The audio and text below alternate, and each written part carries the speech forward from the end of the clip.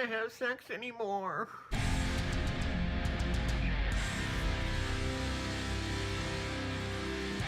It Follows! Released in 2014 and is directed by David Robert Mitchell, who's also behind such films like The Myth of the American Sleepover and a film that's coming out in December of this year, Under the Silver Lake. And this film stars Maika Monroe, Keir Gilchrist, Daniel Savato, Jake Wary, and Olivia Lucardi. Jay is a freshman college student and is really having a good time with her new boyfriend Hugh. So good that on one of their dates, they end up having sex. And after the act has been completed, Hugh kidnaps Jay. And this is the part in the movie when you say to yourself, oh, this is just going to be a elongated Law & Order SVU episode. Then it takes a sharp 90-degree turn down sci-fi horror. Hugh informs Jay that she is now infected with the curse of being pursued by this supernatural entity. And this being slowly follows the last person that has sex down this long line of people. And after Jay sees this supernatural being for the first time, she spends the rest of the movie running away from it. Because it's following her. Terrible. Terrible. That was awful. Unlike this movie, which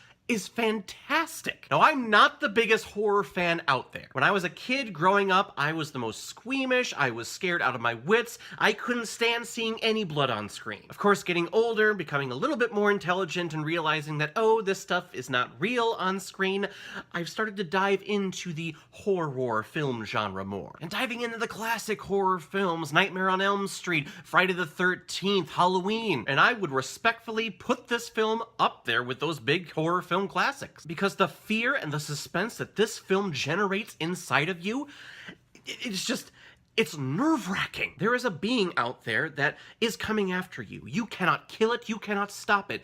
It will always follow you. And it's not chasing you, it's not running after you, it has just a steady stride. So if you see it in the distance, you can hop into your car, you can drive one way for about an hour, and then maybe make a circular path back to your home, and maybe you're good for another 24 hours. However, if this thing ever does grab hold of you, it basically fucks the shit out of you until you're dead. Which, not the worst way to go. But I do like living, so I would be scared out of my mind if I was this person. And this thing, whatever it is, we don't know its name, we don't ever find out where it comes from, but it follows you because you are the last person in this long line of people that have had sex with each other. This film isn't a metaphor for sexually transmitted diseases and isn't a propaganda piece promoting safe sex.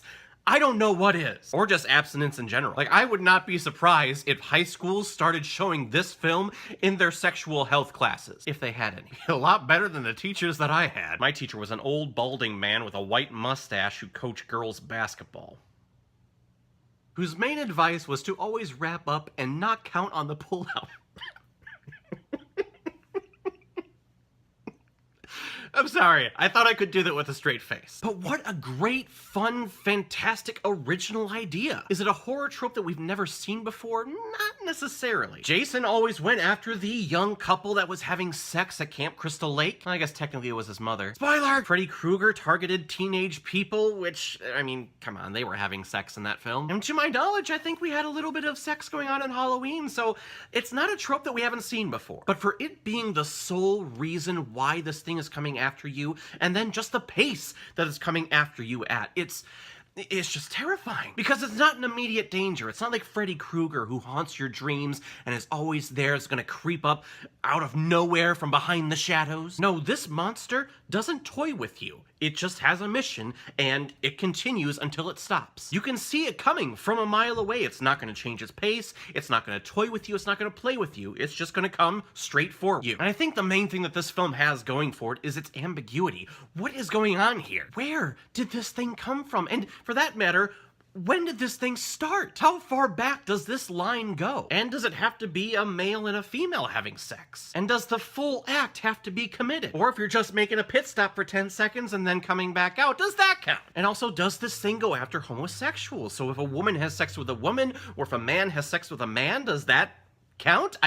I want to know more. There is a huge part of me that really wants a sequel to this film, just to get some more answers on what this thing is. But there's another huge part of me that's like, no, I don't want a sequel to this. I love that this is just its standalone thing. Because typically horror sequels are not as good as the original. That's just standard horror franchise logic. And it's not just the monster in this film that's ambiguous. The film itself is ambiguous. I spent the whole film trying to figure out when this film takes place. The houses that they visit, the cars that they're driving, it gives me a very like 60s, 70s-ish vibe. The TV that they're watching films on, it's not a modern day one, but then you also see little pieces of technology. Like one of the friends in this film has this C-clam type iPad reader. She opens it up and she's reading the Odyssey on this little iPad. That I've never heard of that being a thing back in the 60s or 70s. So my mind is just, it has so many questions, but it's in a good way. I'm not questioning like what the motives are with these characters or these characters' backstories.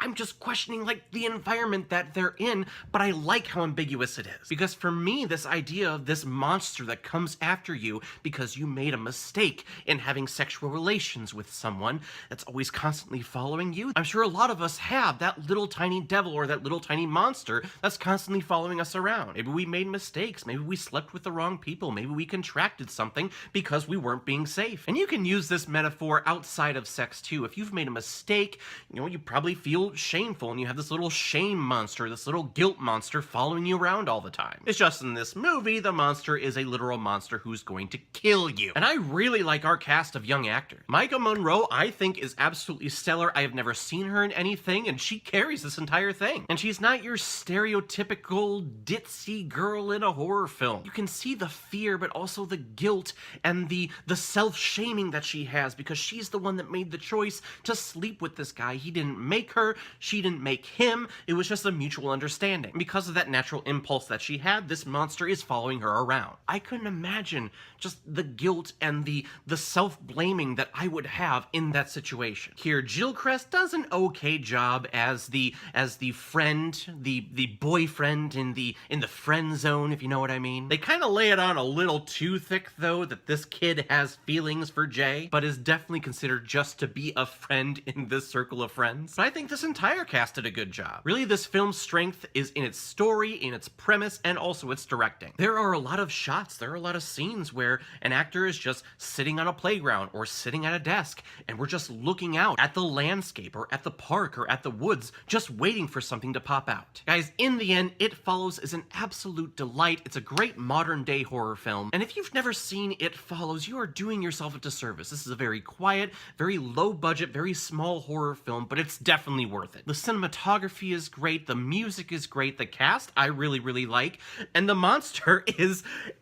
you have so many questions, but yet you're so happy you have so many questions, because that's what makes it so terrifying. Some of the logic and some of the rules that this monster has, I question a little bit. Like, you can only see this monster if you are part of the line of people that have had sex. However, when the monster grabs you, like if it's grabbing your hair will stand up, and everyone around you will see that. And there were times when the monster, I guess, if it chooses to, it can hit you and attack you or shove you back, even if you were not a person affected by this sex line, which I also had questions about. I don't understand the logic of that, but these are seriously minor details. I love the questions, I love the ambiguity about the monster, about this film, about its setting.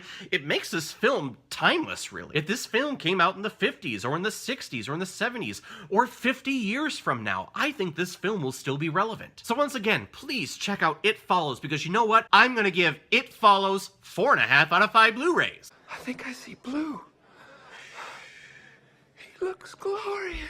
Alright everyone, now comes my favorite part in my videos where I pick which movie I'm going to be watching next, and our next movie comes as a recommendation from one of my dear old friends from undergrad, Bill Portman. He was the bass man in all of my musical productions that I was in undergrad, and he submitted some really interesting sci-fi pictures. One was Iron Sky, which I'll probably get to down the road, but the one that I'm going to be reviewing next, Starship Troopers. Come on, you apes, you want to live forever! A movie that I avoided for a long period of time. I remember seeing the VHS in Blockbuster or any video store growing up, and I was always scared of it because, again, this had bugs, this had gore, and I didn't want to see that at all. But eventually my younger brother became obsessed with this film, so just by hindsight, I was able to watch it when he watched it. And at first, I thought it was just a stupid, militaristic sci-fi picture. But as I've gotten older and we've gotten to live in the world that unfortunately we live in now, this film is one of the most intelligent sci-fi pictures I have ever seen. It's basically a propaganda piece. It's